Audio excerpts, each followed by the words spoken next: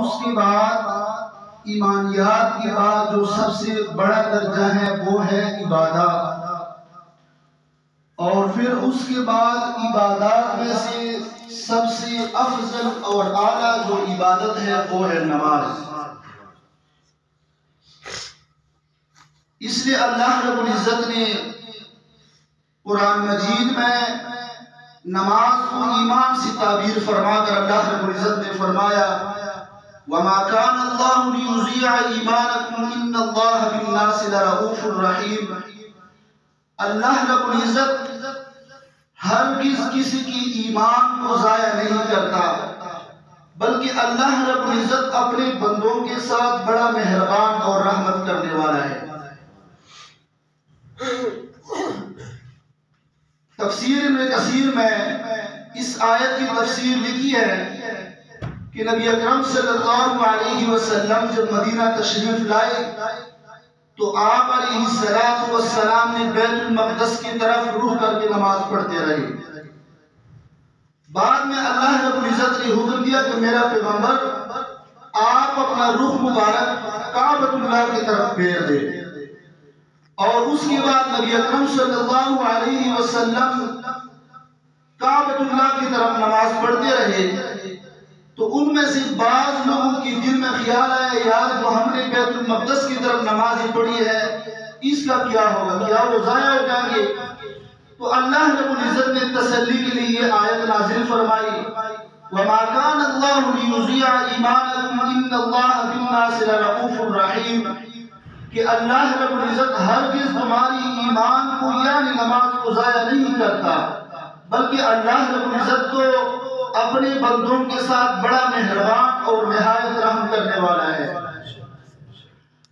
हदीस पाक में नबी अकरम सल्लल्लाहु अलैहि वसल्लम ने इरशाद फरमाया कि अल्लाह रब्बुल इज्जत ने मुझसे कहा कि मेरा पैगंबर आपकी उम्मत के ऊपर मैंने 5 नमाज़ें फर्ज की है, और मैं अल्लाह रब्बुल इज्जत अपने लिए ये आहद करता हूँ कि अगर आपकी उम्मत इन 5 नमाजों को अपने वक्त पर अदा करेगा तो मैं अल्लाह रब्बुल इज्जत की जिम्मेदारी है कि मैं उनको जन्नत में दाखिल कर दूं।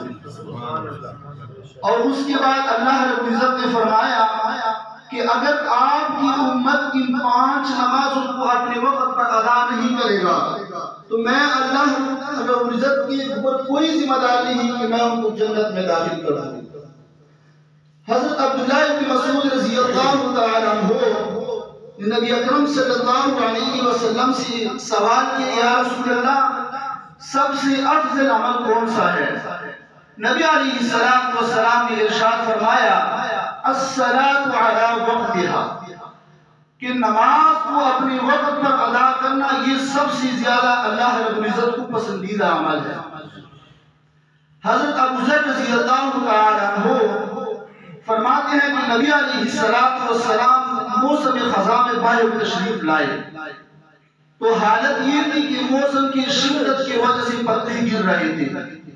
नबी अकरम सल्लल्लाहु अलैहि वसल्लम ने एक दरख्त की टहनी की यूं पकड़ कर हिलाया तो आप सल्लल्लाहु अलैहि वसल्लम ने हज़रत अबू ज़र रज़ियल्लाहु तआला अन्हु से फरमाया कि अबू ज़र, जब कोई मुसलमान आदमी अल्लाह रब्बुल इज्जत की रज़ा के लिए नमाज पढ़ता है तो उसकी गुनाह ऐसे गिर जाते हैं जैसे इस दरख्त की टहनी से पत्ती गिर रही। तो मेरे भाइयों, हम नमाज में जो है ना वो रमजान में नमाज पढ़ते हैं, लेकिन हम गैर रमजान में मस्जिद में नमाज पढ़ने के लिए नहीं आते। ये हमारी बदकिस्मती है, हमारी कमनसीबी है कि हम रमजान में तो नमाज पढ़ते हैं लेकिन गैर रमजान में हमारी मस्जिदें खाली होती हैं। तो अल्लाह रब्बुल इज्जत से दुआ है कि अल्लाह ताला हम सबको 5 वक्त नमाज अपने वक्त पर अदा करने की तौफीक अता फरमाए। आमीन।